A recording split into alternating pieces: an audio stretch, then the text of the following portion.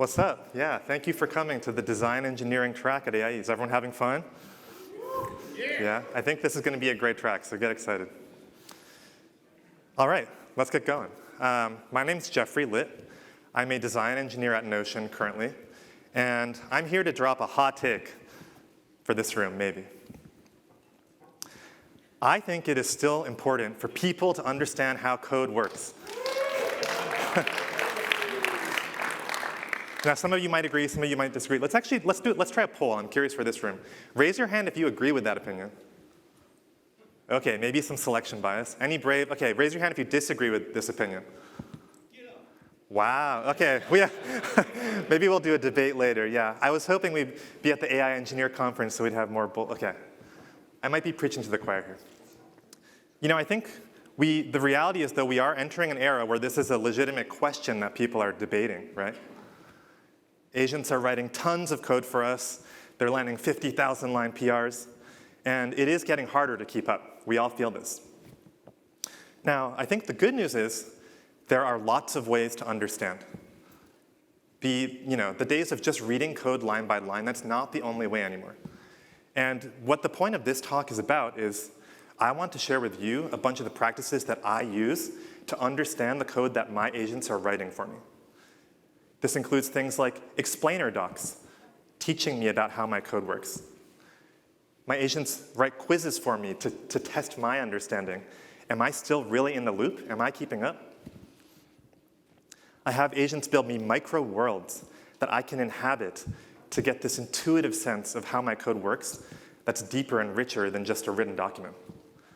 And I think all of these are really exciting new possibilities that are opening up for AI to help us understand better, not worse. And so that's what the point of this talk is going to be about. And I hope I can leave you with some techniques that you can take home and use yourself. By the way, my timer isn't running. If you could get that running, that'd be great, so I know if I'm blabbering. OK, but let's back up for a sec. Before we talk about how, let's talk about why. Why bother understanding? This is, again, it's a question now, right? And I think a lot of people get this subtly wrong. So what a lot of people think of, why do humans still have to understand? They think we understand to verify. The agents do dumb stuff. We've all seen it. And your job as the human is to keep them in line, right? Make sure they don't screw up. When people say things like code review is the new bottleneck, I think that's the first thing that pops into people's heads is correctness. Checking. There's this mental model that's like, hey, the agent's going to give you something, and what's your job? It's to ask, is this correct? Now, correctness can have lots of definitions. Does it match the spec doc you gave it? Does it take down production? Is it well architected? But fundamentally, those are all kind of thumbs up, thumbs down decisions, right? And the thing is, over time, we've all seen it, the agents are also able to ask these questions, and they're getting better at it. You give it the right verification loop, and over time, this is the reality. The role of humans in correctness checking is decreasing. And you know what? I actually don't hate that. If I have a clear idea of what I want to do, and the agent does it correctly, instead of coming back to me with an incorrect thing, that's great. I'm into it. So then I think people extend this and say, you know what? That means as the agents get smarter and smarter and smarter, we don't have to understand it all, right? Get out of the loop, man. Run the loop. And that's where I think people miss something really important. There is a deeper reason to understand what's going on, and that's understanding to participate. Because here's the thing. It's not just one loop.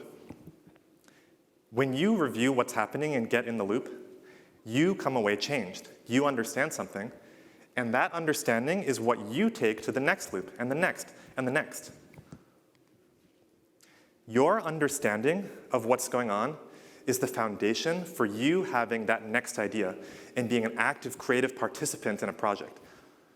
I think probably you've all felt, even before AI, the difference of the kinds of ideas that someone can have when they really understand what's going on versus when they're a few layers removed are different.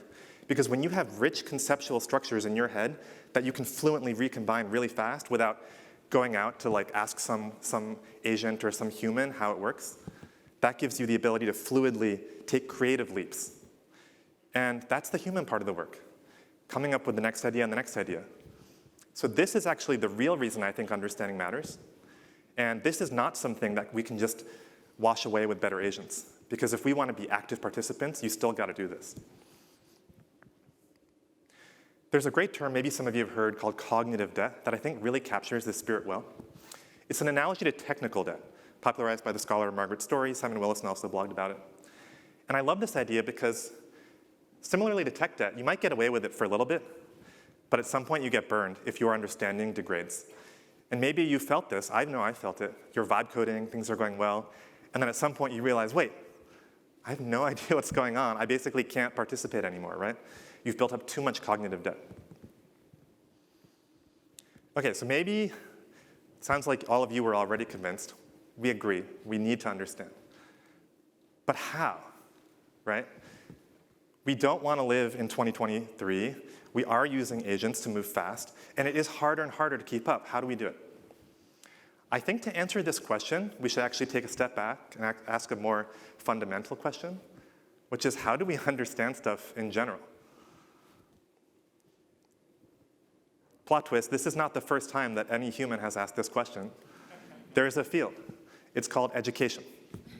Now, when you think education, you might think of bad memories from sitting in lectures or whatever, but I think we can do better. We can take inspiration from the best ideas that have ever been invented in education and use them to stay in the loop and understand.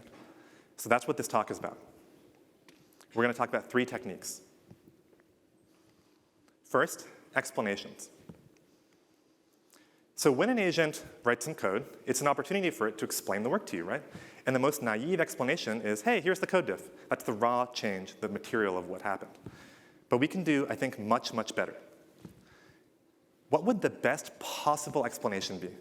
Like if you sent a team away for a year to come up with a personalized curriculum just to explain this one code change to you, what would that look like? I think this is a very generative question to ask. So I've done a bunch of attempts at this. One is this skill I wrote called explain diff, which I use every day, and a lot of my coworkers do as well, and I want to walk you through it. So we're going to go through a little example here. I'm working on a video game where you draw Zen gardens, kind of de-stress, you know, could all use it these days. And we made a code change to change the perspective of the game from top down to isometric. And when I run my skill, it produces a code explainer doc. This can be an HTML file, it can be Markdown. I like to put them in Notion because I work there, but also because it's then collaborative so my team can comment on it and talk about it. And here's how it looks. We start with background. We do not start with what happened in this change. It starts by teaching me, hey, here's how this system works. Here's the game engine we're using. Here's the coordinate system, right? Here's the subsystems. It makes sure that I'm sort of being led up to the point where I can even begin to understand what's going on here. Obviously, you can skip this if you already know. You can personalize it to what you already know. Second important principle is intuition before details. So before we start looking at code and stuff, it says, hey, the goal of this commit is to make the garden feel 3-dimensional using only 2D drawing tricks. You can think of this sort of as like a well-written commit message, a little deeper. Give me examples. Give me a feel for the essence before you throw a bunch of code at me, right? This, by the way, this is good teaching. This is what good math teachers do. Third, interactive figures. So where it makes sense, give me things to fiddle with and try. So with this change, it was like changing how we draw rocks. So I can drag around rocks in this little simulation, and it shows me the coordinates that are happening, how the Z layers of the painting are changing. This, by the way, is actually using a new feature that Notion literally launched this morning of HTML blocks in Notion pages.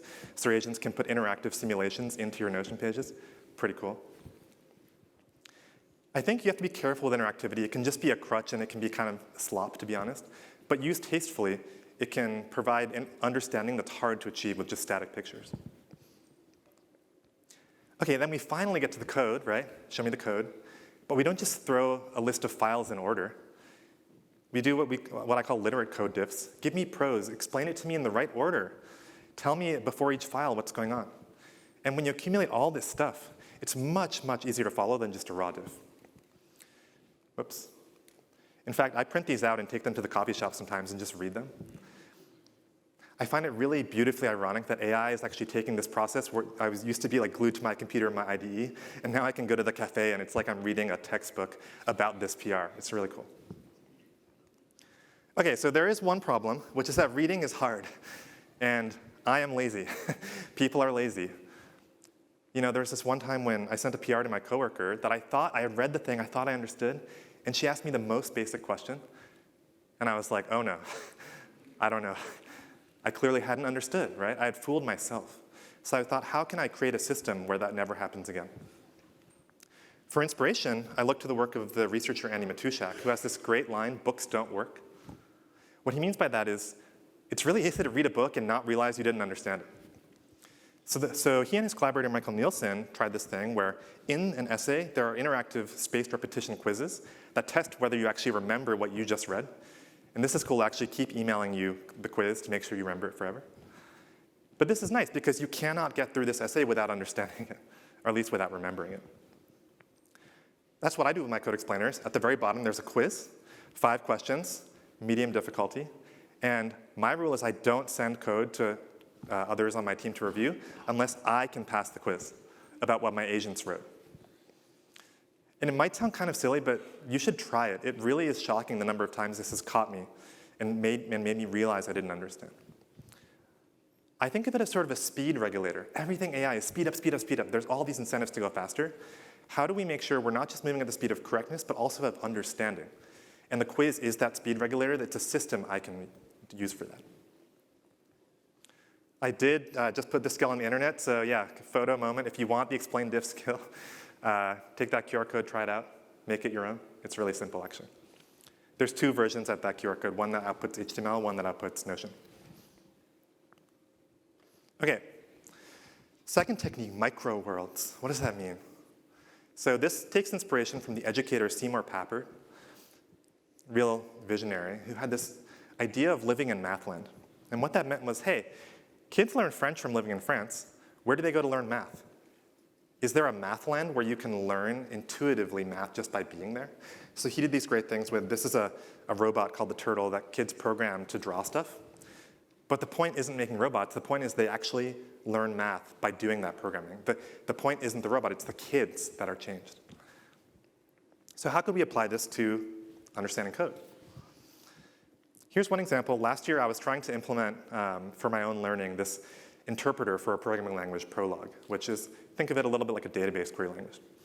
And there's all these parts of it that look like this, where when you read them on Wikipedia, they seem really complicated. And then when you actually get what's going on, it's like, wait a second, that wasn't that hard to understand. It just felt hard when I read it that way, right? How could we make it click more for my brain? So I had Claude make me a micro world. This is a debugger, ephemeral UI that was built specifically to visualize the internal implementation of my programming language. What's happening here is that I'm scrubbing through a timeline that's running step by step. What's my interpreter doing? It's visualizing all the state at every step. So I can kind of open the hood and see what's going on and start feeling it, you know?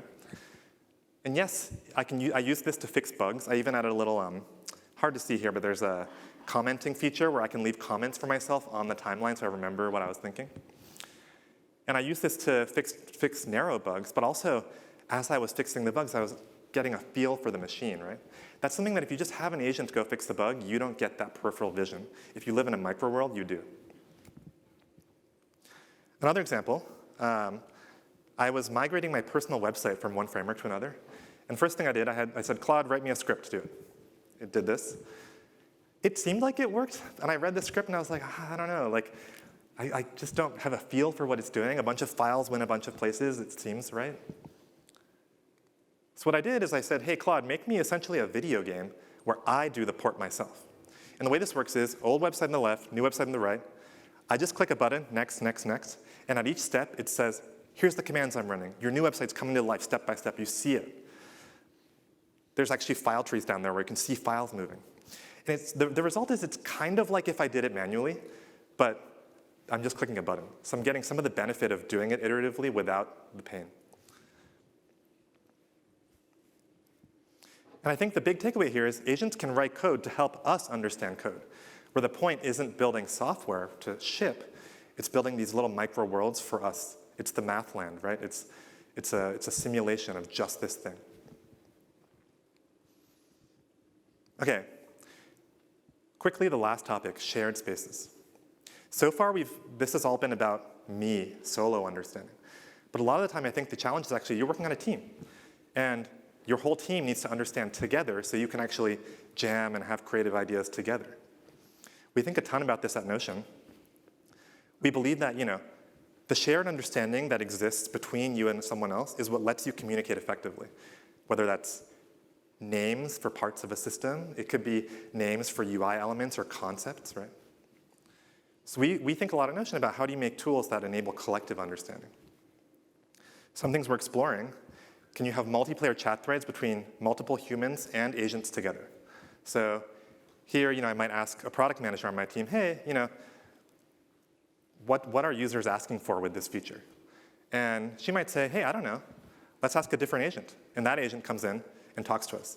And what's happening here is that instead of me and my PM both talking to our own agents, we're in a shared space. We can see each other's communication. It's kind of like going from one-on-one conversations to Slack channels. You see more of the behavior happening together and you understand together. Also, having documents that you can talk about together is a really powerful primitive. Here, Claude made us a plan. What if I have a question about that I want to discuss with my team? I can just leave a comment because this is in a collaborative space, not on my computer locally. And then I can ask, hey, what do you think about this? And my teammate can chime in and we can talk about it right there, right? I think having these spaces for shared discussion around ideas with our agents is really powerful for building up that collective understanding. This, by the way, we just launched last week the ability to bring coding agents into Notion. So Claude and Cursor can now live in Notion. And our team actually builds a lot of our code in Notion itself, mainly because of these benefits, because having it in a shared space is just so valuable. OK, so we've talked about these 3 techniques. And I want to bring it back to the beginning. I think at the beginning I said it's important for humans to still understand how the code works, right? But I actually think it's much bigger than that. I kind of think it's just important for humans to still understand how everything works. And maybe, you all agree it sounds like. But this, I think, is being called into question now, and is something we actually have to actively fight for. The thing is, this is not a new battle. It actually harkens back to the very origins of our field. Alan Kay is one of the pioneers of personal computing, co-inventor of the modern GUI. And literally 50 years ago, he wrote this essay that I find very prescient called A Personal Computer for Children of All Ages. It looks like 2 kids on iPads watching YouTube or something, right? It's kind of crazy. This is 50 years ago, his vision. But that's not YouTube on the iPads. What he envisioned is, hey, these kids, they're playing a video game, and they're modifying the code as they play it to learn physics. So the point isn't the computer, it's the kids. The point of computers was to level us up as humans, right? And Alan has talked a lot about how it kind of feels like at some point computers detoured a bit from that vision. But I think the exciting thing is maybe now's the time to bring that back. Here's kind of the meme version of that. I think with AI, a lot of people are waking up to, oh my gosh, code is free. We can make ephemeral UIs, dynamic simulations to understand concepts. We can make debuggers, playgrounds. And it's like, yes, that's great. And it's actually not a new idea. Like, this was the goal all along. And so I think the optimistic thing that I find really exciting is, hey, it's still really important to understand how things work. And with the right tools and the right mindset and the right creativity, we can actually understand better than ever before, not less. With AI, we can kind of empower ourselves more, not just taking ourselves out of loops, but actually putting ourselves more deeply in loops than we ever have before. And I think that's a really exciting prospect, and I hope it's something that we all, together as an industry, figure out. That's all I have for you today. Thank you so much.